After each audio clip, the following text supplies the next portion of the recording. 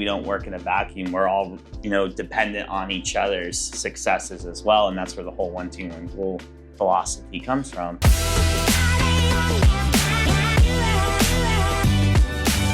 What's going on? Yeah. Hi. Yay. Hey, we get to start. In. Just a cold open. Yeah. Christian, we're here. This is actually a really important company recap because it's not just the September recap. It's the end of a quarter. And we are wrapping up Q3 and going into Q4. So before we get into the performance updates and all the data that everyone wants to know, it's fall's about to start. Though in Ohio, it's like 90 degrees outside still, which I think is a good thing for us. I don't know. I would argue not. Okay, maybe. But Christian, we were just talking about your family and your daughters. They love concerts and seeing live music. What are some other just fun fall activities that you like to do with your family? Sure. I'd say we're big, this time of year, you go apple picking and go pick out the pumpkins. Lynn's Fruit Farm is our spot, and it's always fun to get out there, and they have all the different food vendors and the market. You can buy the fresh produce and the jams and all that. So that's certain. We're actually going to do that this weekend because my other daughter who lives in New York is flying in with her boyfriend. So we'll do that as part of our weekend and carve pumpkins and all that. But I would actually say that the one that I thought about when you asked me that was in the last few years, as the younger girls are growing up, we've had this like really fun trick-or-treating tradition with a group of friends of ours where we kind of all go to one house, we all eat dinner together, the moms kind of stay back and chat, and the dads take the daughters out. And every year we've been told to stay further and further away, to the point where last year it was literally like, we don't have to come with us. And we're like, well, we're going to go walk. But there's been years where it snowed. There's been years we've been out there in t-shirts and shorts. And so it's become a fun memory to look back on. And we were just with that group of friends over this last weekend, and we were talking about how we're going to run it back. Even though the kids probably don't want us there, they do. They just say they don't. So yeah, that's been a fun tradition. The older you get, you start to miss those memories with your parents too. And like, man, I would do anything to get those days back now. I really would. What's like a standout costume that to you that either your girls one has or maybe a friend? Like, they've done a really good job of doing these like group costumes. So they've done these like theme. One year, I think my favorite, they all dressed up as monkeys. Okay. So there was like 8 of them. Okay. All dressed as monkeys. It was pretty funny. Standout costume for me, I was always like, actually, one year, I have this memory. My mom will probably listen to this and she'll fact check me. But I have a memory that I was like in 1st or 2nd grade or maybe in kindergarten, and we like missed out the fact that Halloween was coming. And so literally like last minute I had to throw it together. And I went as like a classic homeless guy. Yeah, like I've the done 80s, that. like I've with the that. stick and the bandana and like ripped old shirt from dad and all that, kind of like, threw some dirt on my face and went trick-or-treating or whatever. How old were you? I feel like I was in kindergarten. Wow. I had to be because it was in New Hampshire. That's a pretty provocative costume for a 6-year-old. Yeah. To go as a homeless person. Well, I think back then it wasn't a homeless person. It was like it was like the guy who like had the stick and like sure jump trains or whatever. Yeah. Maybe still provocative. But it was the 80s. It was a different time. It was the 80s. It was a different time. You had your sign and told folklore stories. What's your favorite costume? Man, looking back as a kid, I feel like, so I'm a twin, so my mom would always... I didn't know that. Oh, I did know that. Did you know that? Well, I think I did. If anyone didn't know, I am a twin. I have a twin brother. So my mom would like match us in costumes for, until we were like, Mom, this has to stop. But I think one thing that is relevant now, me being such a gamer, in 2025 is that my brother and I would go as like Mario and Luigi. Sure. So the Super Mario Brothers. And so we had some like cool like 90s costume, which I wish I had to this day because it's probably worth some money. Yeah. So I remember like in 4th or 5th grade, this makeup brand came out for Halloween. It was like you could like make your face look like it had been like burned off or whatever. And it was supposed to be like hyper realistic. Yeah. Had like a 25-step process. And I remember I did it one time where it was meant to look like your whole eye had been like Oh, cut that's out. cool. And my mom, it took her forever, but I remember like the gauze bothered my eyes so much because I couldn't just close my Sure. eye. And so my eye kept opening, and it was like, but it looked super cool. I'm sure she has pictures of it. I have to see if she does, but it was a really cool.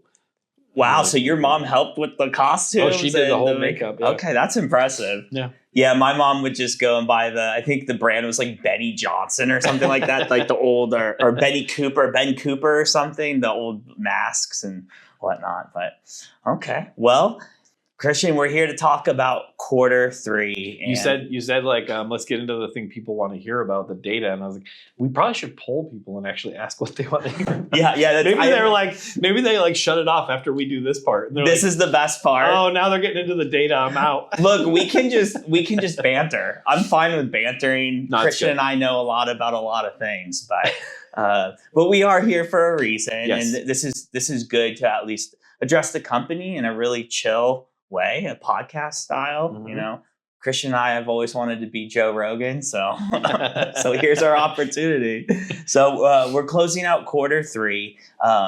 So let's just get right into it. Okay. How do you feel about the performance over the last 3 months and in all verticals, and just kind of what are some insights you'd like to share? I think we did an incredible job. I think we battled through some adversity in the middle of the quarter, and we bounced back. I feel like it gave us some opportunity to really look at who we are and how we want to attack each month and each quarter. I think each team stepped up in their own way. We have a lot of newer leaders coming into the organization, both who've been promoted up or who've joined us. And so it was a quarter of really a lot of learning. And I think we did a tremendous job. We also continued to add a lot of talent to the team. And so we'll continue to see that benefit us. But overall, I'm really happy with the performance just in a general way. Yeah. I that's one thing that stands out to me is just leadership and management. There's new faces and new roles, and just kind of seeing everybody come together and really excel. It's just even some of the folks who come to us with a wealth of knowledge and experience. Anytime you're entering a new organization, you have to learn the organization, you have to learn the people and how things go, and ask the questions. Are there any sacred cows? Like, sure, are there things we absolutely can't touch, or is everything on the table? And so I think some of the leadership is at that stage where they're kind of figuring that out. Some are still so new that they're just figuring out where do I get paper for the printer? I don't know. Maybe. Don't print in color. Yeah, don't print in color, guys. That's the rule around here, at least. I've been slapped on the hand a couple times. So looking at September as a month, what are a key moment that you can point out that was a big win for us? So 2 big wins for me have nothing to do with our performance. It's actually we made the decision we were going to celebrate our teams, and we hosted a movie night in each market. And I thought generally it went really well. I would always, anything less than 100% participation, and I'm going to feel a little bit like salty about it because I know how much effort went into it. But we had a great showing. The people who were able to make it had a fantastic time, and I think each market had their own kind of things that were good. I would say maybe the food was a little bit better in the Dayton market because they had Miguel's Tacos, and they were like cooking to order, which was pretty awesome. And I think that the setup in Columbus was maybe because Brett decided like 2 days before to build a fire pit, which was awesome, and was a big hit, especially with the dads. I saw a lot of 40-year-old men standing around that fire with posing the dads. The dads felt real comfortable around that fire pit. Yep. I mean, Joel was holding it down the whole time. It was fun to see that, like in Dayton, it was a lot of babies. So many babies, it was incredible. But then in Columbus Market, it was interesting to see that it was like kids that were like 4 to 8 and and it was cool to see that these kids all, like, by the time they were done, it was like a little gang of kids all hanging out that didn't know each other when they got here. And I think they ran by us at one point and they were playing hide and seek. And the moms were like, do not run to the other side of that building. It was so funny because you're like, we're witnessing core memories be developed right in front of us. Yeah. I remember like going to my dad's company picnics, and it was cool, like, and meeting the people he worked with and their friends. And I think, I think that's something I would encourage anybody who wasn't able to make it. I would encourage them to know that, like, I think that is impactful for your family to see what you do every day and where you go every day, and to meet the folks that you spend your time with. And so we'll continue to do it, and we'll continue to invest in it. And my only request would be that people, do everything they can to try to be there. Yeah, for someone that went to the Columbus one, it was just an awesome time, and it's so nice to be around the people you work with out of a work environment too, and leaving that stress in the office and just kind of letting loose. And it was fun to see that, like, by the time the movie started, there was just a group of, like, I don't even know, 12 or 15 employees, all just kind of standing off to the side. And we were just talking, sharing memories and sharing different experiences we've had at 5-Star. And it's such an important part of your work to have those times together. And so I was really happy with the turnout in both markets. I was really, shout out to Olivia, Shara. Yeah. I mean, so many people to thank. Ryan Dahl in the Dayton market, and Kenny in the Dayton market did an incredible job. Mark McKinney setting up, breaking down, staying late. I mean, there were here on Friday night in Columbus until 10:30, 11 o'clock. There were 15 people all still helping to close this thing up. And it was just a really cool thing to see. Yeah. And I guess our company now has a new asset because we acquired an inflatable projector screen. Again, another shout out to Olivia, who I told her just to rent. And she was like, it's crazy how expensive it is. She's like, I looked on Amazon and I was like, there's no way that it's going to be junk. I thought, it's like, I'm like, we're going to get T-Mood. Yeah, T-Mood, right. It's going to show up. There's going to be an inflatable screen like this big. But she did a fantastic job and found a great screen and a great projector. And her and Tim Grant worked out all the details. And now we own it. And so, the expensive part about doing that is the food truck and the setup and the games and the inflatables and all that. But if all we want to do is just like say, hey, next Friday, we're going to set this thing up. And as the season goes on, it gets dark a little earlier. It's not still too cold outside. We can absolutely set this thing up. We even talked about, like, if there was ever like a nighttime Ohio State game and people wanted to come out and watch, we could put that on. Yeah, that actually would be a blast. And like in the Columbus market, there's so much space. And Emerge. There's just so much space. In both markets. Both markets. The perfect spot. Yeah. So absolutely. We'll definitely do more of that. Cool. That's good to hear. And, I just want to encourage everyone to check that out. And like Christian said, it's building really good memories, and it's important for your family to see what you do and what's pulling you, every day, so much time of your life. So cool. Yeah. So you mentioned, Christian, that we have had some new team members join over the last few months. And I know we've briefly, discussed them on the podcast. But what is your message to them as they get settled into the organization, as they've worked their first 90 days? Yeah, first I would just say welcome. Yeah, welcome to the team. Hey guys, we're so happy to have you. And I would tell you that there is one prayer we consistently pray over this company, which is for God to bring the people here that will help us to forward our mission of serving those in need, and to weed out the people that are holding us back. And so if you're here, I would just say you're an answered prayer. And we're so excited to have you here. We're a group of relentlessly passionate experts who always do things right and give more than is expected. And so if that resonates with you, hopefully you found your home. And I think we have big, exciting things coming. Yeah. I agree with everything you just said. And it's amazing to see how the right players always get in the right roles. It's almost like there's like a bigger hand at work. Yeah. Crazy. Yeah. Praise God. So looking back at September, what's one department that stood out to you, and how can we, celebrate their wins? So I would say it's actually a combination of everything that happens inside this organization is a handoff. It's nobody's operating in a vacuum. Everybody's working with everybody else. And so I would specifically shout out the marketing team. Marketing had a tough hill to climb in September. We knew that though. September is historically a difficult month. And then combine that with the fact that I don't think it rained for 6 weeks in Ohio. Generally we expect HVAC to take a plummet because, people don't have the need and the demand isn't there. We also have that other thing that's happening, back to school. priority shift, right? It's like all of a sudden now I'm thinking about my kids. It's like, so your priority shift. But generally, at least on the plumbing side, we would have that demand coming from the weather. We didn't have that. And so marketing had to get very creative.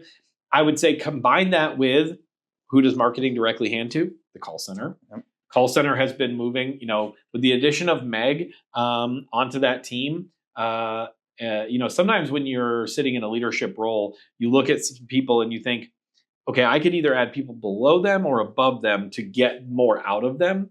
What we discovered with Kelly Daly is when we added Meg to that team, man, Kelly took a step up because she could trust Meg to run that day-to-day call center. And Kelly was able to shift her focus and help us drive in some other areas. And so I would say it goes from marketing, call center, and dispatch are the three departments I want to shout out as having had a fantastic September and really owning the data, knowing where the opportunities were and taking advantage of them when they could.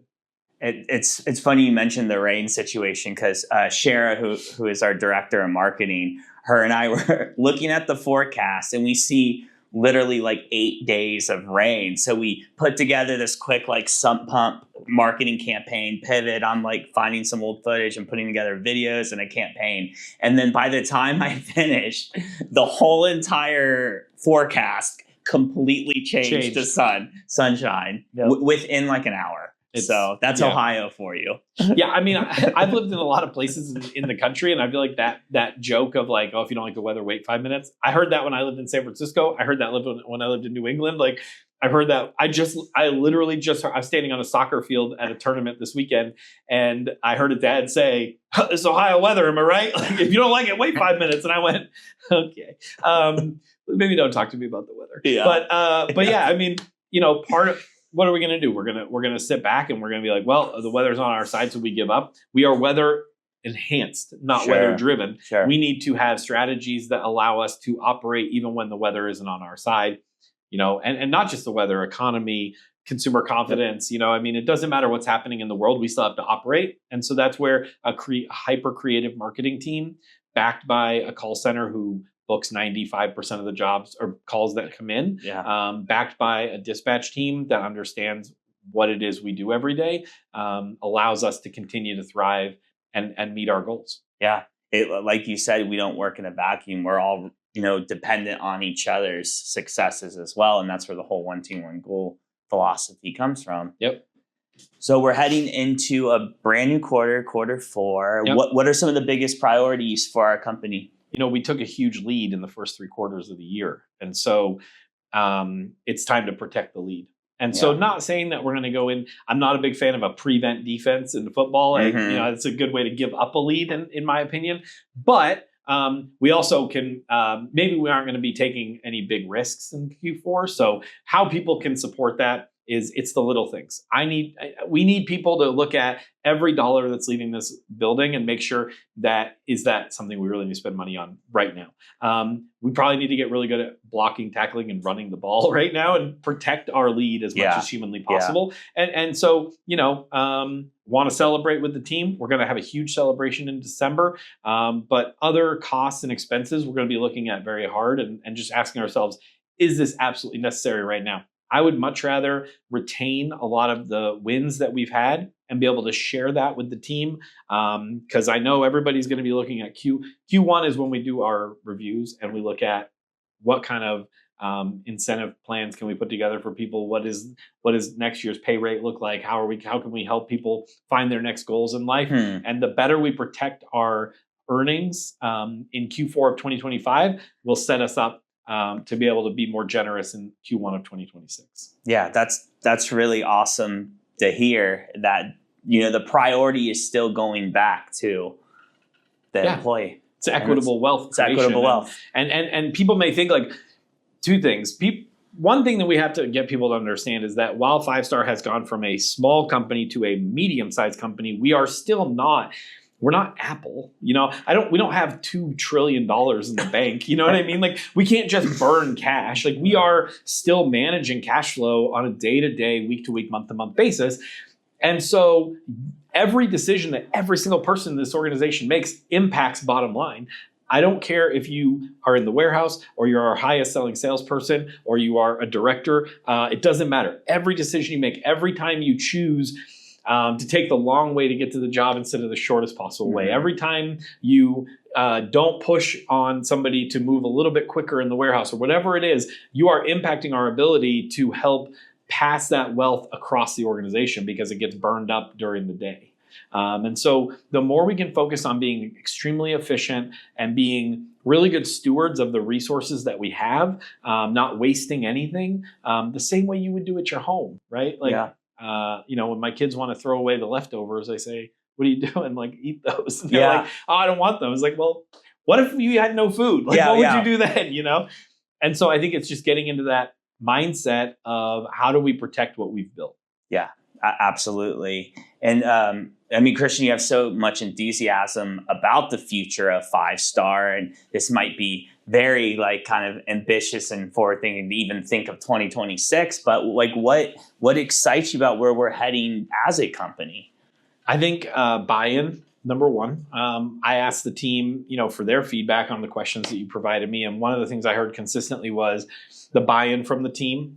People are bought into who we are and where we're going and what we're building. And the people who aren't, we're seeing them kind of find their own way and that's okay. Like, we're not built for everybody. We don't want to be built for everybody. The other thing that I'm really excited about is continuing to forward our mission of profit on purpose. The more we can make money, the more we can give money away, first to our employees to better their lives, and then to the community to try to honor the commitments that we've made. At the end of the day, businesses only exist for one reason, and this is the reality of a business. The job of a business is to increase its enterprise value. That's at the end of that's it. Yeah. Now there's a bunch of ways you can increase an enterprise value. It's not always profit. Okay. There's other ways, like culture increases the enterprise value. The talent increases it. Yes, absolutely. Market share, right? Market share. Growth, all these things. And so we need to do a better job probably of educating our employees all the way down to the frontline level to understand what they can specifically do to help us increase that value and to get them to understand what it means to even talk about enterprise value. Yeah, I'm happy to hear you say that, because I come from the startup space and the tech space where all you would hear is valuations and these numbers. And I always wondered, I'm just like, how does a startup company that, makes, this much in revenue have a valuation of this? But then I learned there's actually other dynamics that help create a value of a company. Sure. And talent, culture, market share, all the things you just listed. And we try to share as much of that stuff as we can. I mean, we go through a grading process across the organization. We have valuation. We know what the company is probably valued at. We're not taking it to market, so it's not as critical for us. There's a couple different ways to look at it. And it really is. Companies are worth what people are willing to pay for them. Yeah. That's really what it comes down to. But we can look at, we can grade ourselves on a couple different key elements. One of them obviously is profitability, but another one is the satisfaction of our employees to work here, our customer satisfaction, our membership count is really important. Our ability to generate calls without needing marketing is really important. That would be internally. And so all that stuff is things we grade ourselves on. I will tell you, not everything gets an A. There's some D's out there that we need to improve on. Sure. There's some C's and then there's some things that we do really well. Yeah. I want to throw a little curveball at you. This was not on the list of questions, but I had Brandon Mayer on the podcast, and it was really interesting to talk to him because he is very passionate about plumbing, and he reads up on everything in the industry, the new products and stuff. And I was like, well, this is why you are in leadership here, Brandon, because he's fully committed to his art and craft. What are some things you're kind of interested in the industry right now as far as HVAC, whether that be new products, new trends, technologies? Just what have you been reading about lately? Well, you brought up Brandon Mayer, so I'll just give him a quick shout out. Sure. I would say he is a person who I've seen more personal growth in Brandon Mayer in a short amount of time than I have in almost any other person I've known in my entire life. There was a day that he came into my office.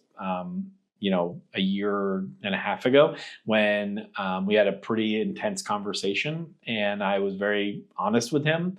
And he took that feat. A lot of people, and I've had that conversation with more than one person, and most of those people don't stick around. Yeah. And he came back the next day, and not only did he own his side of what we were talking about, but he asked me for book recommendations to help him improve the areas that I thought he needed to improve. He then decided to leave our organization. And I tried to keep him, but I also blessed him on the way out.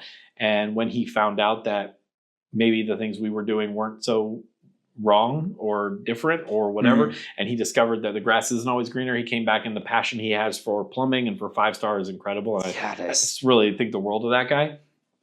Obviously, there's one big topic in our industry, and it's not just in our industry, it's across everything you hear about right now. It's AI. Yeah. And so how do we continue to build a business? What I think about a lot is, how do we continue to build a business that's human powered and technology enhanced? I don't want to ever run an organization where we're pulling out departments and saying, how do we remove the people? I want to find a way to put the people in the place where people are doing the job that people are great at, and the technology is doing everything else. The things that maybe humans aren't as good at, or that are just mundane tasks that we can offload. I'm not as worried about like a Terminator situation. Certainly not in our lifetime. I don't know. I don't know. I mean, maybe Zuckerberg has other plans, but but I think there is just so much opportunity in our space to leverage technology more, but never lose the human element to what we do. Some other things that we are talking about a lot are, how do we expedite the learning of the younger technician, whether it be plumbing, HVAC, or electrical? How do we leverage the incredible knowledge base that we have of our senior level people, especially the folks, the men and women who've been in the trade for a long time, who maybe are starting to feel some of the burden of what that looks like. How do we not give up on all of the knowledge that they have, still put them in a position to earn a great living and support our customer, but maybe without needing to do the physical labor part of the job, and instead insert a younger person who has that kind of energy and a back that can support that type of work? How do we put those two things together so that the customer experience is still getting that high level technical knowledge with a person who can do the physical work? So that's something I think about a lot. Yeah. Thinking as like a recruitment piece, and I'm always thinking about content and how to better communicate our brand as 5-star on social media. It's, how can we market to that younger generation of even high school students that are considering, do I go to college or do I go into the trades? And, prior to, I feel like social media, it's like, the trades has its own reputation, but, everyone's like, go to college, do this, do that. But now I'm seeing younger and younger people just going right into, field work, learning how to be an HVAC or electrician or a plumber. So where do you envision, just like a content wise, that we can actually appeal to that younger generation? I mean, I think when we figure that out, man, are we going to, we'll have something for sure, because everybody's been trying to figure that out forever. I think trying to get people to see that this is that these businesses are becoming more and more, what's the word I'm looking for? Advanced.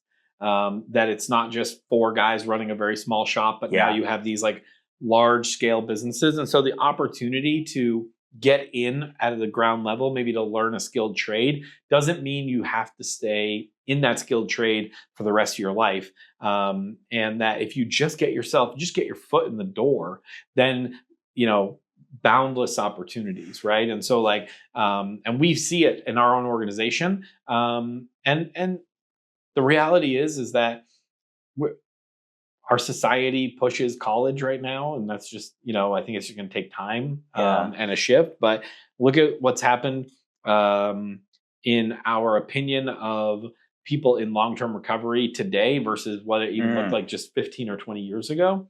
So that shift can happen. I think it's gonna require it's going to need to start at the school level. And I actually just met a lady, lovely woman who does a lot of work around trying to bring these different pathways to students at an early age to understand that. But like, this was happening when I was in high school. They came in and talked to us about these different pathways.